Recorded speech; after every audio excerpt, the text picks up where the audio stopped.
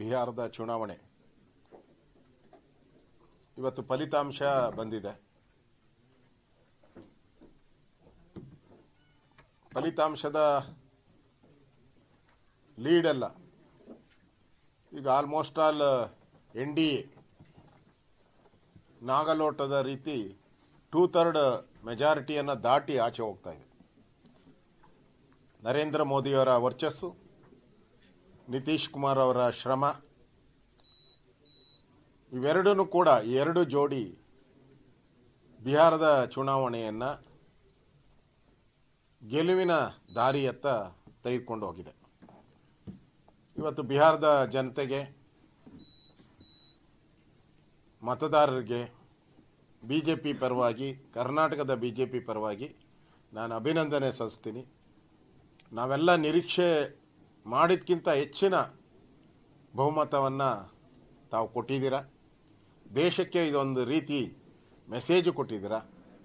ದೇಶದಲ್ಲಿ ನರೇಂದ್ರ ಮೋದಿಯವರ ಆಡಳಿತ ಸುಲಲಿತವಾಗಿರಬೇಕು, ಇನ್ನಷ್ಟು ಭದ್ರ ಆಗಬೇಕು ಅನ್ನೋದನ್ನು ಕೊಟ್ಟಿದ್ದೀರಾ. ಅದೇ ರೀತಿ ಬಿಹಾರ ಗೂಂಡಾ ರಾಜ್ಯ ಬೇಡ, ಗನ್ ರಾಜ್ಯ ಬೇಡ, ಅಭಿವೃದ್ಧಿ ರಾಜ್ಯ ಬೇಕು ಅನ್ನೋ ಒಂದು ಸ್ಪಷ್ಟ ಸಂದೇಶವನ್ನು ಕೂಡ ಬಿಹಾರದ ಜನತೆ ಕೊಟ್ಟಿದೆ. ಬಿಹಾರದಲ್ಲಿ ಲಲ್ಲು ಕುಟುಂಬ, ಅವರ ಕುಟುಂಬದ ಒಂದು ದುರಾಡಳಿತ, ಗನ್ನಿಂದನೇ ರಾಜ್ಯಭಾರ ಮಾಡ್ತೀನಿ ಅಂತ ತೋರಿಸಿದ್ದಾರೆ. ಮತ್ತು ಮೇವು ಹಗರಣ ಇರ್ಬೋದು, ಸರ್ಕಾರದ ಆಲ್ಮೋಸ್ಟ್ ಹಣವನ್ನು 80% ಹಣವನ್ನು ಅವ್ರ ಕುಟುಂಬನೇ ಲೂಟಿ ಮಾಡಿ ಇವತ್ತು ಅವರ ಲಲ್ಲು ಇರ್ಬೋದು, ಅವರ ಶ್ರೀಮತಿ ಇರ್ಬೋದು, ಮಕ್ಕಳಿರ್ಬೋದು, ಎಲ್ಲರೂ ಕೂಡ ಅದೇ ಕೇಸಲ್ಲಿ ಸಿಕ್ಕಾಕ್ಕೊಂಡಿದ್ದಾರೆ. ಅಂದರೆ ರಾಜ್ಯವನ್ನು ಲೂಟಿ ಮಾಡಿದಂಥವ್ರಿಗೆ ಏನು ಪನಿಷ್ಮೆಂಟ್ ಕೊಡಬೇಕೋ ಅದು ಬಿಹಾರದ ಜನತೆ ಕೊಟ್ಟಿದೆ. ಇದನ್ನು ಭಾಳ ಸ್ವಾಗತ ಮಾಡ್ತಾ ಇದ್ದೀರಿ. ಅದೇ ರೀತಿ ಮುಂದೆ ಇನ್ನೆರಡು ವರ್ಷ ಆದಮೇಲೆ ಕರ್ನಾಟಕದಲ್ಲೂ ಕೂಡ ಇದೇ ರಿಸಲ್ಟನ್ನು ನಾವು ನೋಡ್ತೀರಿ. ಕರ್ನಾಟಕದಲ್ಲೂ ಕೂಡ ಇದೇ ರಿಸಲ್ಟನ್ನು ನಾವು ನೋಡೋರಿದ್ದೀರಿ. ಯಾಕಂದರೆ ಇಲ್ಲೂ ದುರಾಡಳಿತ, ಇಲ್ಲೂ ಮುಸ್ಲಿಮರ ಓಲೈಕೆ, ಬಿಹಾರದಲ್ಲಿ ಯಾವ ರೀತಿ ಮುಸ್ಲಿಮರ ಓಲೈಕೆ ಮಾಡಿದ್ರು ಅದೇ ರೀತಿ ಇಲ್ಲಿ ಅದಕ್ಕಿಂತ ಒಂದು ಹೆಜ್ಜೆ ಮುಂದೆ ಹೋಗಿ ಸಿದ್ದರಾಮಯ್ಯ ಟೋಪಿನೇ ಹಾಕೊಂಬಿಟ್ಟಿದ್ದಾರೆ. ಟೋಪಿ ಹಾಕೋ ಸಿದ್ದರಾಮಯ್ಯ ಆಗಿದ್ದಾರೆ. ಕರ್ನಾಟಕ ಜನ ಆದಷ್ಟು ಶೀಘ್ರವಾಗಿ ಕಾಂಗ್ರೆಸ್ ಪಾರ್ಟಿಗೂ ಟೋಪಿ ಹಾಕುವಂಥ ಪರಿಸ್ಥಿತಿ ಕರ್ನಾಟಕದಲ್ಲೂ ನಿರ್ಮಾಣ ಆಗುತ್ತೆ.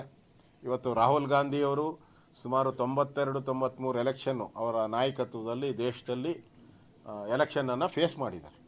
ಇದುವರೆಗೂ ಆಲ್ಮೋಸ್ಟ್ ಆಲ್ 99% ಎಲ್ಲ ಸೋತ್ಬಿಟ್ಟಿದ್ದಾರೆ. ಕಾಂಗ್ರೆಸ್ ಪಾಲಿಗೆ ಅವರೊಂಥರ ಐರನ್ ಲೆಗ್ ಆಗ್ಬಿಟ್ಟಿದ್ದಾರೆ. ಎಲ್ಲಿ ಖಾಲಿ ಇಕ್ತಾರೋ ಅಲ್ಲೆಲ್ಲ ಸೋಲು ಅಂತ ಗ್ಯಾರಂಟಿ ಆಗ್ಬಿಟ್ಟಿದೆ. ಮತ್ತು ಸೋತಾಗ ಅವರೇನು ಸುಮ್ಮನೆ ಇರಲ್ಲ, ಸೀದಾ ಫಾರಿನ್ ಟೂರ್ ಹೊರಟೋಗ್ತಾರೆ. ಈಗೂ ಫಾರಿನ್ ಟೂರ್ ಹೋಗೋಕ್ಕೆ ರೆಡಿ ಮಾಡಿ ಟಿಕೆಟ್ ಎಲ್ಲ ಬುಕ್ ಮಾಡಿದ್ದಾರೆ. ಒಟ್ಟಾರೆ ರಾಹುಲ್ ಗಾಂಧಿ ಮತ್ತು ಲಲ್ಲು ಕುಟುಂಬದ ಏನು ಜೋಡಿ ಇತ್ತು ಆ ಜೋಡಿಗೆ ಭಾಳ ಹಿನ್ನಡೆ ಆಗಿದೆ. ಜನ ತಿರಸ್ಕಾರ ಮಾಡಿದ್ದಾರೆ. ಇದರಿಂದ ದೇಶ ಲೋಕಸಭೆ ಮತ್ತು